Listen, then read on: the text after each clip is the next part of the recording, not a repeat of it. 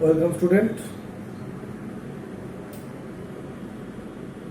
আজকে আমরা সংরক্ষী সংস্থা ও সংরক্ষী বল কি তা জানব এবং সংরক্ষী সংস্থা ইংরেজিটা হচ্ছে কনজারভেটিভ সিস্টেম।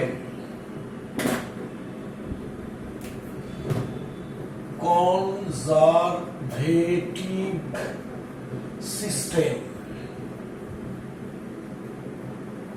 সংরক্ষী সংস্থা। আর এটা বলবো কি কনজারভেটিভ ফোর্স। ফোর্স মানে বল, অর্থাৎ সংরক্ষী বল। কাকে বলে? সংরক্ষী বা সংরক্ষণ বা কনজারভেশন আমরা আগের ক্লাসে পড়েছি যে মেকানিক্যাল এনার্জি কোনো অপচয় বলের অনুপস্থিতিতে সংরক্ষিত হয়। সেই সংরক্ষণ বা মেকানিক্যাল এনার্জি সংরক্ষণ থেকে আমরা এই সংরক্ষী সংস্থা বলতে আমরা ভাববো যে সমস্ত সংস্থা বা সিস্টেমে মেকানিক্যাল এনার্জি সংরক্ষিত হয়, যেমন অভিকর্ষ ক্ষেত্র। আমি এই ক্ষেত্রের উদাহরণ দিচ্ছি। এক নম্বর হচ্ছে তোমার গ্র্যাভিটেশনাল ফিল্ড, গ্র্যাভিটেশনাল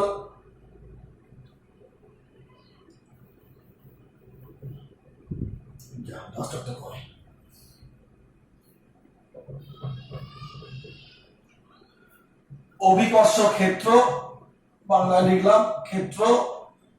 2 নম্বর ওটা কি বলবো, চুম্বক ক্ষেত্র বা তড়িৎ ক্ষেত্র। এইগুলো সব কিন্তু কনজারভেটিভ সিস্টেম, সংরক্ষী সংস্থা। চুম্বক ক্ষেত্র, এই যে ক্ষেত্রগুলোর নাম বললাম, এই সমস্ত ক্ষেত্রগুলো সবই কিন্তু মেকানিক্যাল এনার্জি কনজার্ভড হয়। Mechanical energy কনজার্ভড।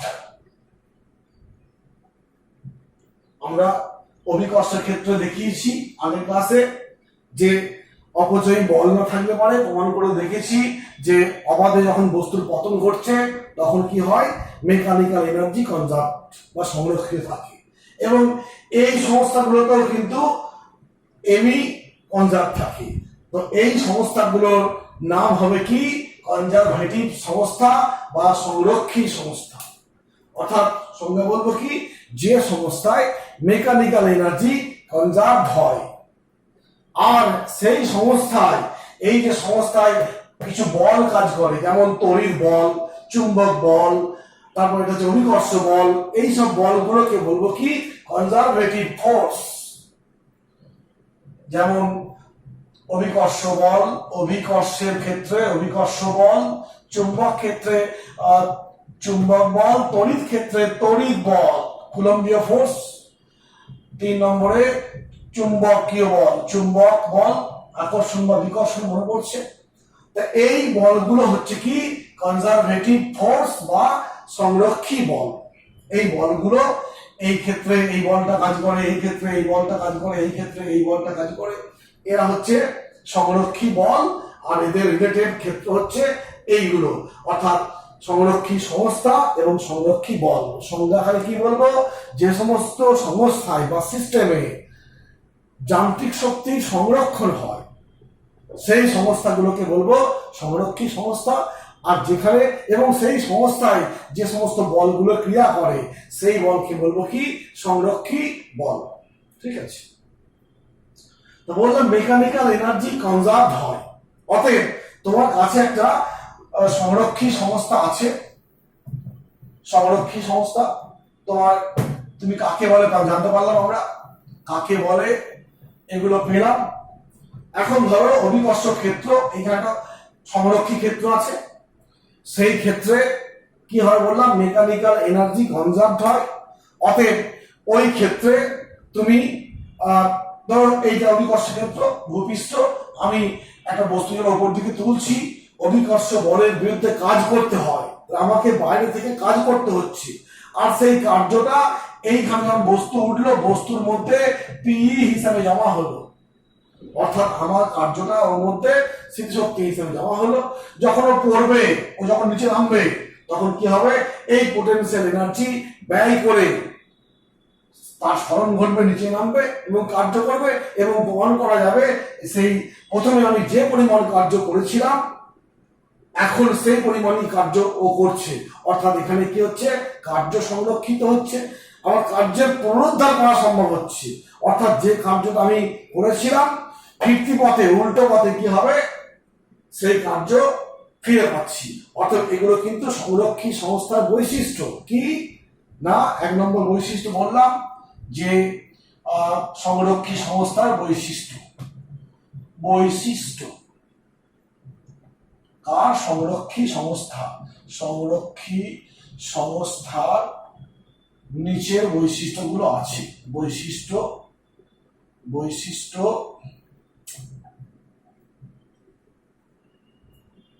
গুলি দেখা যায়।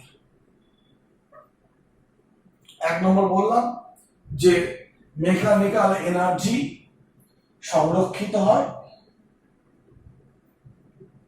2 নম্বর বললাম কার্যের পুনরুদ্ধার হয়, এটা বলতে পারি কার্যের পুনরুদ্ধার হয়,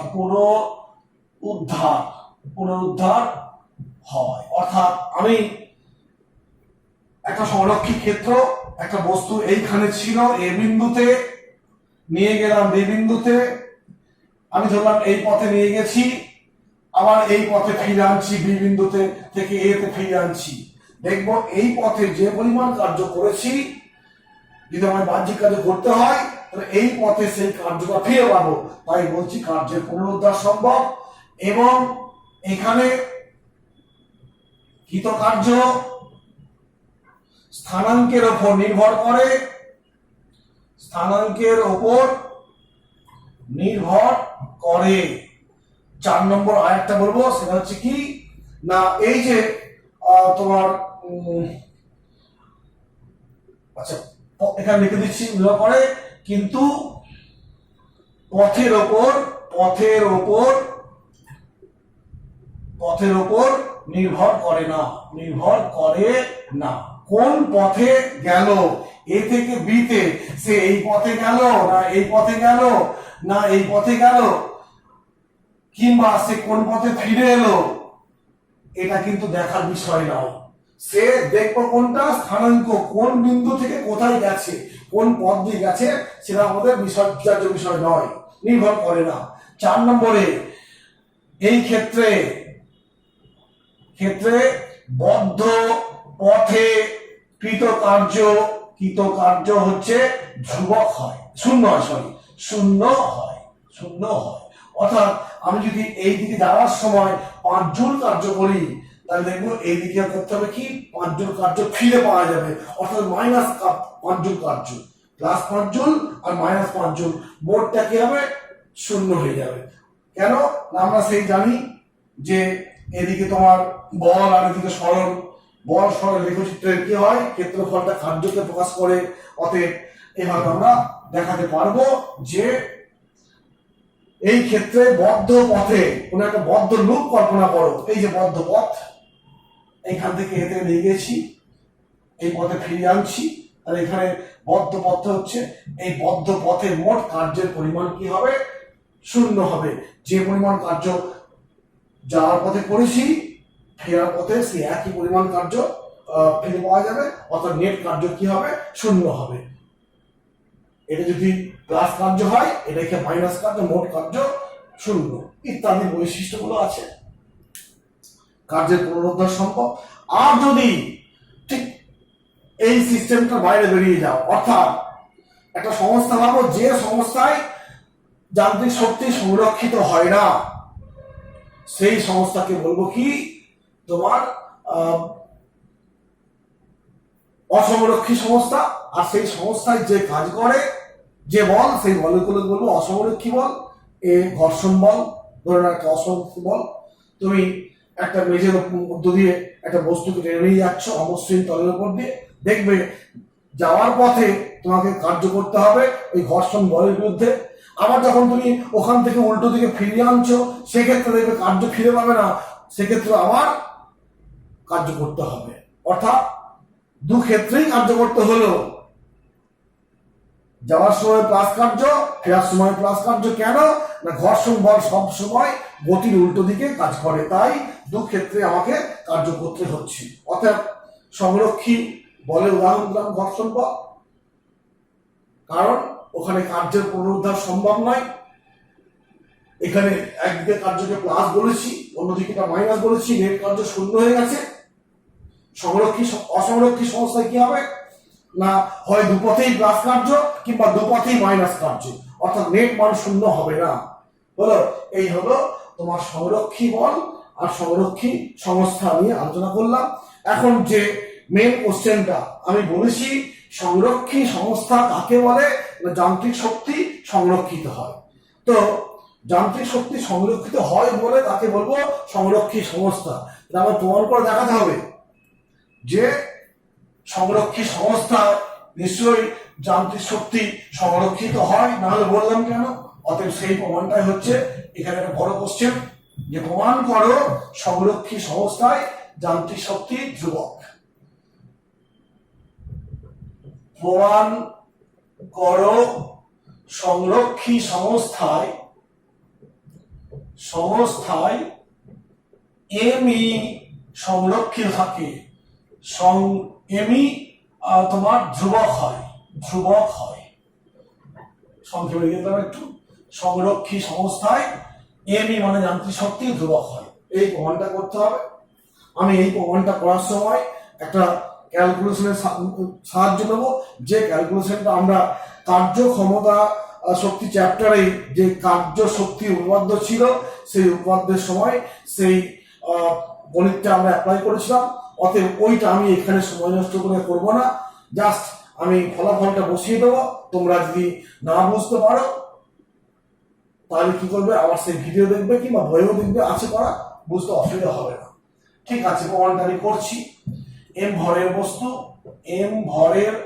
বস্তু ওপর, চারটি জিনিস বলা হয়নি, বলছি পরে।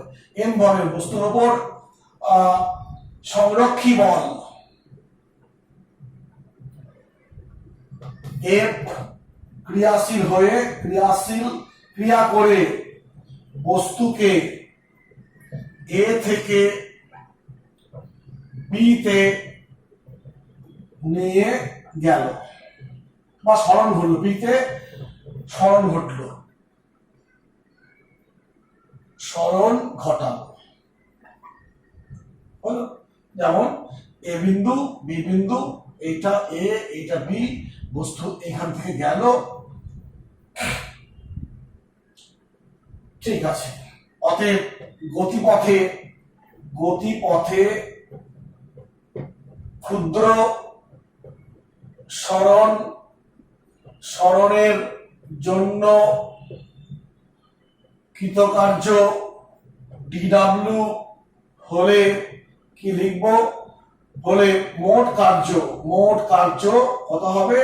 ডাব্লিউ সমান ডিডব্লিউ ইন্টিগ্রেশন, আর ডিডব্লিউ মানে কি? F dot DR. এ থেকে বি তে নিয়ে গেছি, কার্যটা বস্তু করেছে এ থেকে বি, এইখানটা বলছি, নিশ্চয় বুঝতে পারলে। ক্ষুদ্র সরণের জন্য এই বল ক্রিয়াশীল হয়েছে, তার জন্য ক্ষুদ্র কার্য হয়েছে। আমার দরকার এ থেকে বি তে নিয়ে যাওয়ার জন্য যে কার্য, সেই কার্যটা কত? মোট কার্য ক্ষুদ্র কার্যের যোগফল করা মানে ইন্টিগ্রেশন করা। এবং এইখান থেকে আমরা এইটা পেয়েছি, দেখবে half M V B square minus half M V square. অর্থাৎ এইখান থেকে এই জিনিসটা আমি কিন্তু সেই আগের ভিডিওতে, মনে যারা এই চ্যাপ্টার দেখবে 3 নম্বর ভিডিওতে আশা করছি এই প্রমাণটা করা আছে। এইখান থেকে এটা কিভাবে আসছে দেখবে, কার্য শক্তি উপপাদ্য প্রমাণ করেছিলাম, এই প্রমাণটা করেছি। অতএব হলো এইটাকে বলতে পারি কে বি মাইনাস কে এ, অর্থাৎ ডাব্লিউ সমান পাচ্ছি কে বি মাইনাস কে এ। গতিশক্তি বি বিন্দুতে, গতিশক্তি এ বিন্দুতে সমানকৃত কার্য। আবার দেখো, আবার লিখতে পারি আমরা যে সংরক্ষী ক্ষেত্রে F.dr সমান মাইনাস ডিইউ।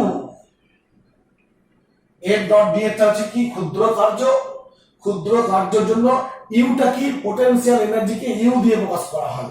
অতএব মাইনাস কেন হবে, এখানে দেখো বল নিজে কাজ করছে, সংরক্ষী বল নিজে কাজ করছে। অতএব বল কাজ করলে কি হবে, ওই বস্তু কি হবে, ওর বস্তুটার স্মৃতিশক্তি কমবে।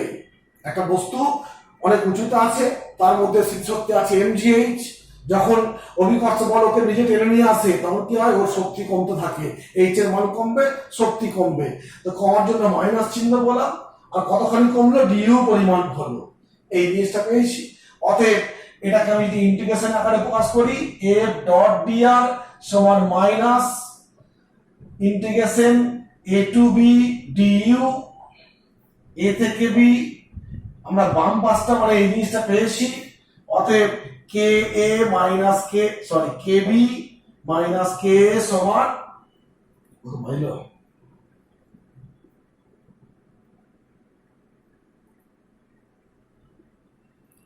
কে মাইনাস কে বি মাইনাস কে, এই জিনিসটা, এটা মানে দেখো, এটা মানে এই জিনিসটা পেয়েছি, সমান কি বলবো, এটাকে ডিডাব্লিউ বলতে পারি। অতএব ডাব্লিউ সমান এই জিনিসটা, এইখানে লিখবো মাইনাস ডিইউ এর ইন্টিগ্রেশন হয় ইউ, একবার বি বিন্দু একবার এ বিন্দু, তার মানে কি হবে, K B minus K A সমান minus of U B minus U A, বা কে বি এই মাইনাস ইউ বিটা এদিকে আনলে প্লাস ইউ বি সমান, এইখানে দেখো মাইনাস কে এটা ওপাশে গেলে কে এ, আর এখানে মাইনাস প্লাস ইউ এ হলো। বা এর পরবর্তী দেখো লিখতে পারি কে প্লাস ইউ সমান ধ্রুবক। এটা কেন লিখলাম, আমরা দেখো সেই গ্যাসের ক্ষেত্রে পড়িয়েছিলাম P1 V1 সমান P2 V2 সমান ধ্রুবক। অতএব এইখানটায় PV সমান ধ্রুবক এই বলতে পারিছিলাম, ঠিক সেরকমই KB প্লাস KU, অর্থাৎ বি বিন্দুতে কাইনেটিক এনার্জি আর পোটেনশিয়াল এনার্জি যোগফল, এ বিন্দুতে কাইনেটিক এনার্জি পোটেনশিয়াল এনার্জি যোগফল সমান, অর্থাৎ যে কোনো বিন্দুতে এ বিন্দু বি বিন্দু সি বিন্দু সব বিন্দুতে কাইনেটিক এনার্জি আর পোটেনশিয়াল এনার্জির মান ধ্রুবক। অতএব এইখান থেকে আমি বলতে পারি যে এমই সমান ধ্রুবক। কেন, কে হচ্ছে কাইনেটিক এনার্জি, ইউ হচ্ছে পোটেনশিয়াল এনার্জি, কে ই একটা পি যোগফলটা এমই ধ্রুবক। অতএব লিখবো কি, অতএব সংরক্ষী সংস্থায়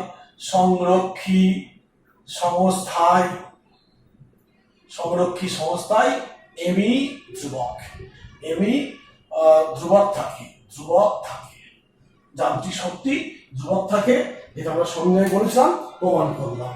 এই গেল সংরক্ষী সংস্থা, এবং তার প্রমাণ একটা গেল যে সংরক্ষী সংস্থায় যান্ত্রিক শক্তি ধ্রুবক হয়, এইটা পেলাম। আর একটা জিনিস বলতে হবে, সেটা হচ্ছে বিভবের কনসেপ্ট আমরা খুব সংক্ষেপে জানবো এখন। বিভব কাকে বলে, বিভবের একক বা মাত্রা বা তার গাণিতিক রূপ পেতেই পারি আমরা, তো সেটা বলবো। দেখো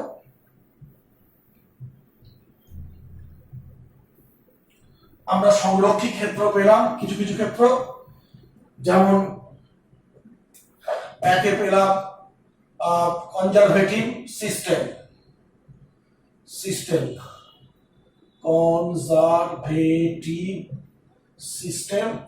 আমি এখন সিস্টেম এক নম্বরে বললাম অভিকর্ষ ক্ষেত্র,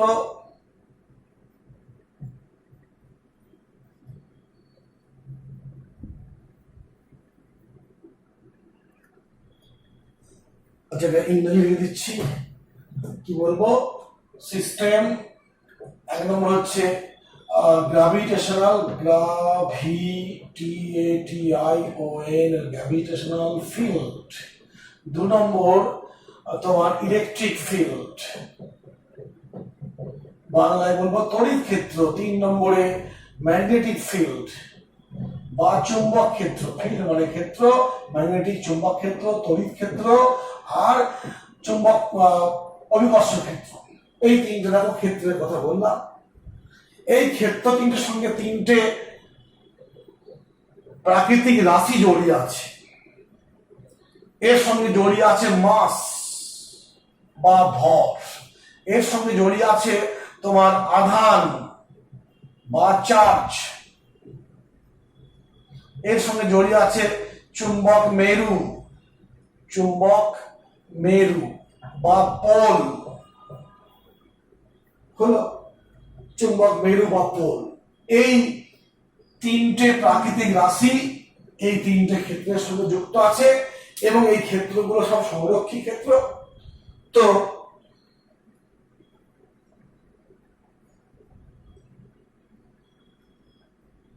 এই ক্ষেত্রে কোন একটা মাসকে, একক মানের মাসকে বা একক পরিমাণ ভরকে যদি এক স্থান থেকে অন্য স্থানে নিয়ে যাওয়া হয় তখন কিছু কাজ করতে হয়। কিছু কাজ করতে হয় কেন না, ওই ক্ষেত্রে তোমার কি আছে, একটা বল কাজ করছে, সেই বলের বিরুদ্ধে তোমাকে ওই বস্তুটাকে নিয়ে যেতে হবে, অতএব কাজ করতে হবে।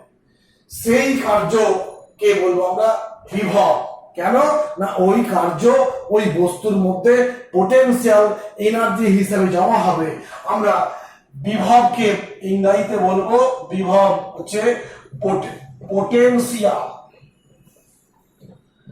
ঠিক এইরকমই একটা টার্ম দেখবে, পোটেনশিয়াল এনার্জি। পোটেনশিয়াল এনার্জি আমরা সংক্ষেপে পি বলি। এই যে পোটেনশিয়াল, এই পোটেনশিয়াল বিভব, এই বিভবটা এনার্জি মানে কি অ্যাকচুয়ালি শক্তি বা কার্য। অতএব এই বিভবটা কিন্তু কার্য। কি রকম কার্য না, কোন একটা সংরক্ষী ক্ষেত্রে একটা বিশেষ, ওই ক্ষেত্রের সঙ্গে সম্পর্কিত একটা বিশেষ রাশিকে এক স্থান থেকে অন্য স্থানে নিয়ে যেতে কাজ করতে হবে। যদি এই স্থান চয়েসটা এরকম হয়, অসীম থেকে এই অভিকর্ষের ক্ষেত্রে গ্র্যাভিটেশনাল ফিল্ডে যদি একক ভরের, ভরটাকে আমি একক নিয়ে নিচ্ছি, একক ভরের কোনো পদার্থকে আনতে হয় তাহলেও কার্য করতে হবে। আমরা একটু মাধ্যমিক মনে পড়েছি, মনে করে দেখো বিভবের সংজ্ঞা পড়েছি, সেটা কিন্তু তড়িৎ ক্ষেত্র দিয়ে বলেছিলাম যে একক পরিমাণ ধনাত্মক আধানকে অসীম থেকে তড়িৎ ক্ষেত্রে কোনো বিন্দুতে আনতে যে কার্য করতে হয় তাকে বলা হয় বিভব, এবং সেটাকে ভি দিয়ে প্রকাশ করেছি। এককের জন্য কার্য ভি, অতএব কিউ পরিমাণ কার্য করতে আনতে কত কার্য করতে হবে ডাব্লু, অতএব ডাব্লু সমান ভি কিউ, এরকম একটা সম্পর্ক পেয়েছিলাম। ঠিক এইরকমই সম্পর্ক এখানেও পাবো, আমরা পেয়ে যাব। তো